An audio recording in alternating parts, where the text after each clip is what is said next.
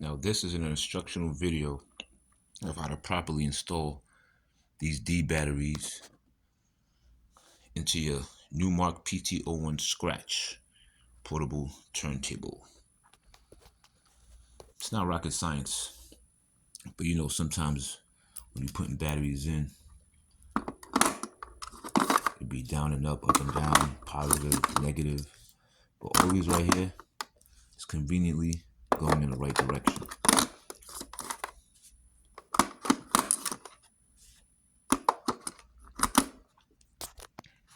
Right? Put all 6 in here. Right? On. And it's on. Right? Off. On. And it's on.